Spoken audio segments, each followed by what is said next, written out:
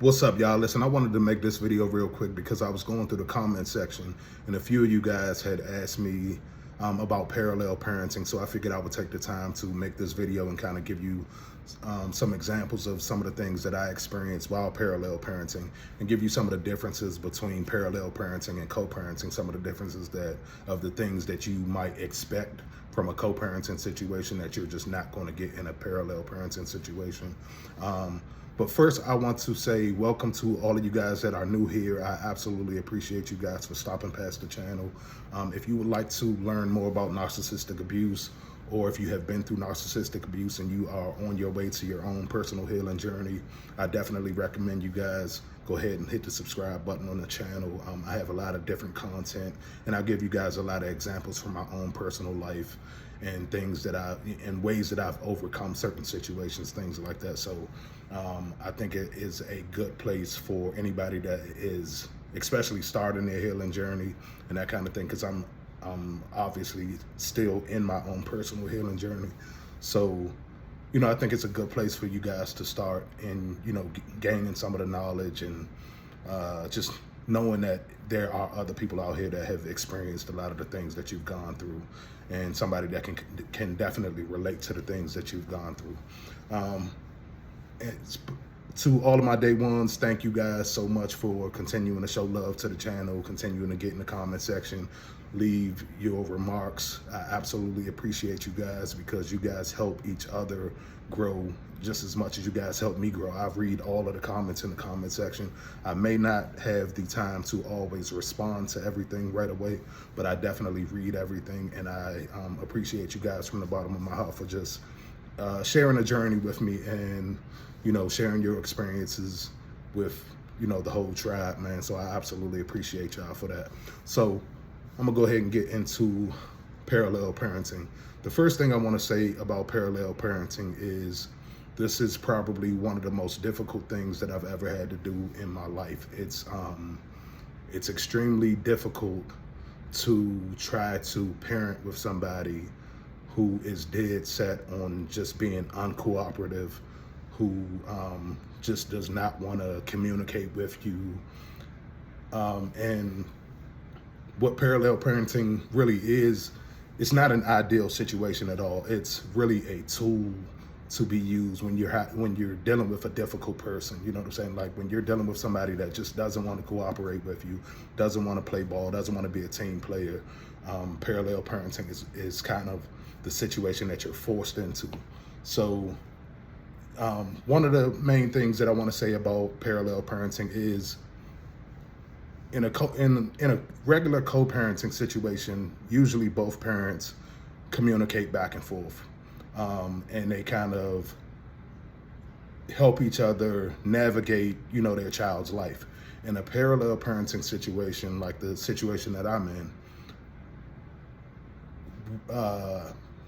of course, because I'm dealing with a toxic person, I had to go pretty much gray rock, because any type of emotional like situation that I allow her to get in, she tries to either hoover or she tries to do more damage by showing a new supply or that kind of thing. So I have pretty much separated myself from all of that, and I only deal with her on the basis of my son.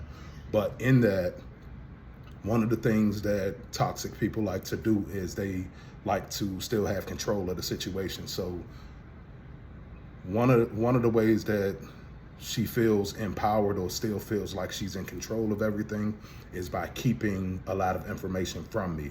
So one of the most hardest things that I've had to deal with while parallel parenting is when my son is with me, my son is 100% with me. When my son is with her, my son is 100% with her. So with that being said, like, I don't know anything about what's going on with my son. Like right now, I don't get my son until the weekends.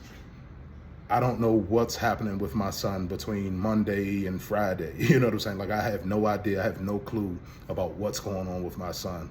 And that's one of the most painful things about the situation, because it's not like you're dealing with, like, my son can't pick up the phone and call me and tell me what's going on.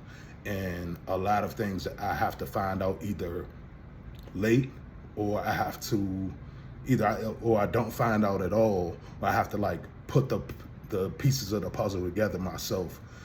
So like when my son comes over, I have to kind of like dig and try to find out, like, is everything okay on that end of things. So it's kind of it's almost like you have a teammate, somebody that's wearing the same jersey as you, but they're dead set on sabotaging the team. You know what I'm saying? And they would rather have the control and the power in their court than to do what's best and what's easier for everybody involved. You know what I'm saying? So that's one of the things that I noticed about parallel parenting is, like I said, when my son is with me, he's 100% with me. When my son is with her, he's 100% with her. And with that also being said, it's like, if there are things that they do differently at their house, and I have my own particular way of doing X, Y, and Z, then that's just how it is. So he, like my son, it's almost like, sometimes it becomes a problem with consistency, like with potty training and stuff like that. Like I may have my way of doing it and she may have her way of doing it, but because she doesn't like to communicate with me at all, she leaves me to figure everything out on my own. You know what I'm saying? Even if I ask about it, or even if I, it's almost like she would rather hold on to that information and let me figure everything out on my own, as opposed to just saying, hey, this is what we're doing at my house, and that kind of thing. So even the tactics that you use in parenting, like when my son is at my house, I potty train my way. When my son is at her house, she potty trains her way, that kind of thing. So I was just giving you guys a couple of examples, and I know I'm going to have to do like a part 2 and a part 3 and a part 4 to this video probably, but I wanted to at least give you guys like a little bit of brief examples of some of the things that I deal with, like while in a parallel parenting situation. So another thing that was a concern of mine is that, like, the healthcare situation.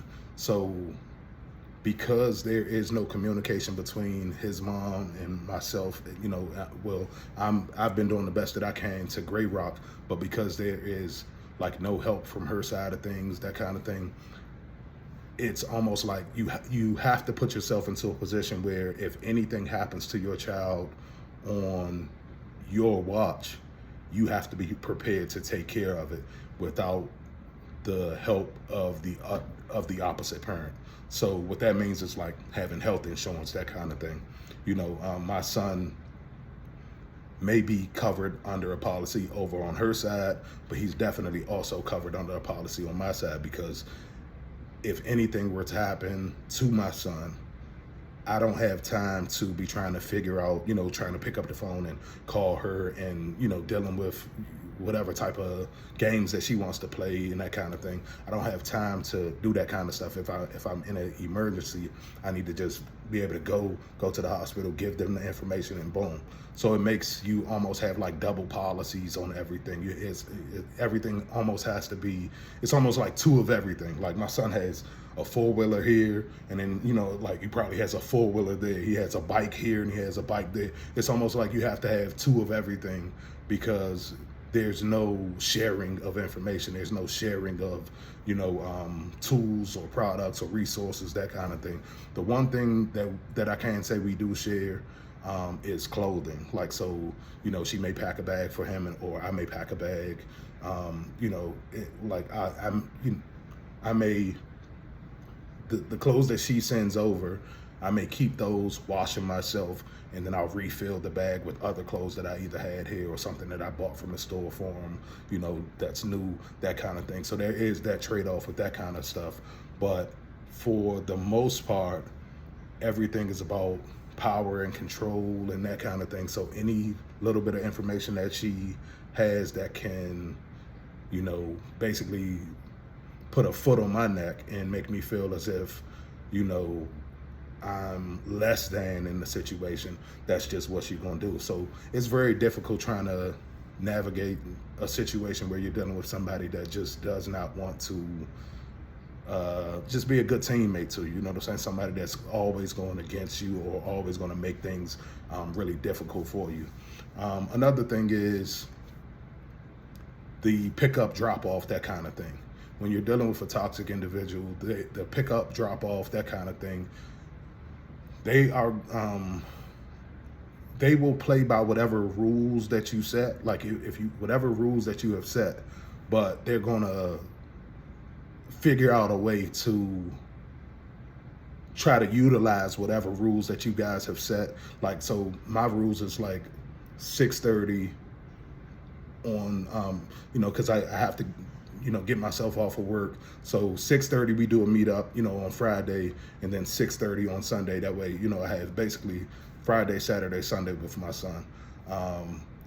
But a lot of times what happens is, so I'll say anytime after 6:30, because, you know, I'm just trying to make sure I get myself home and I'm prepared to, you know, do the exchange, that kind of thing. So in that type of circumstance, what she'll do is sometimes she'll come at 6:30 on the dot.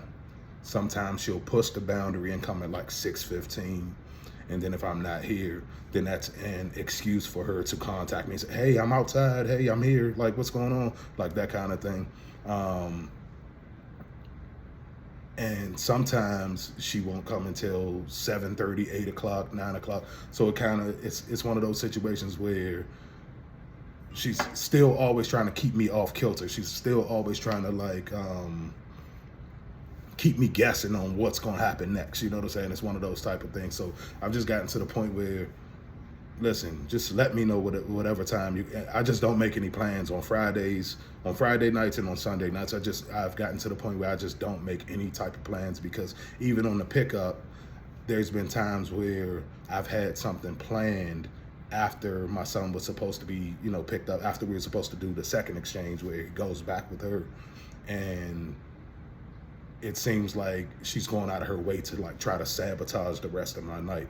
So in efforts of me not, you know, allowing her to do that anymore, I just stopped even making any type of plans on those nights. So if she does decide to come late, it's fine.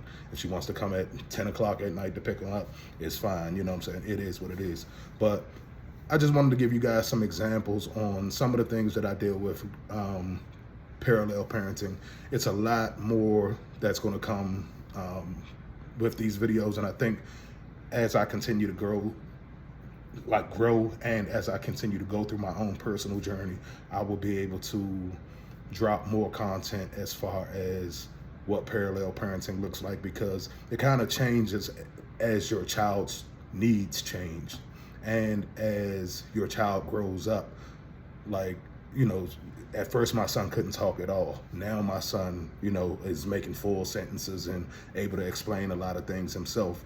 And, you know, I'm pretty sure it'll get even more interesting, I guess, is a good word to use, as my son develops and gets older and is, you know, becoming an autonomous person, basically where he's doing things on his own to the point where he can pick up the phone and call me, and I don't have to like go through trying to, you know, get through his mother to talk to him and that kind of thing, or trying to figure things out. Like I can talk to him directly. So I'm pretty sure as the dynamics of parenting changes, it's going to be a lot of things that change along with that. So like I said, I just wanted to drop that in y'all lap, because I see a few of you guys have asked me about co-parenting and parallel parenting, and I mentioned parallel parenting in a couple other videos, but I kind of wanted to just give you guys some insight. And like I said, one of the hardest things and one of the things that I had to deal with in all of this was just understanding that, number one, I don't have my son every day with me, and that is painful enough in itself. But you know, parallel parenting comes with a lot of acceptance. You have to accept a lot of things that's going on in the situation. And one of the things that helped me to kind of mentally prepare myself was I was thinking about a lot of other guys, you know, even, and I'm not saying, you know, but even guys that's incarcerated that can't see their children. Or like my grandfather, he was a truck driver. He was like a long distance truck driver.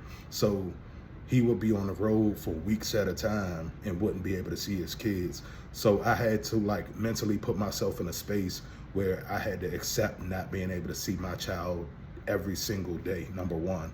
And then number two, accepting the fact that I'm dealing with somebody that is not gonna communicate with me in like a real teammate. You know what I'm saying? Somebody that is not, you know, they're not trying to help you at all. They're not trying to help you be a good parent.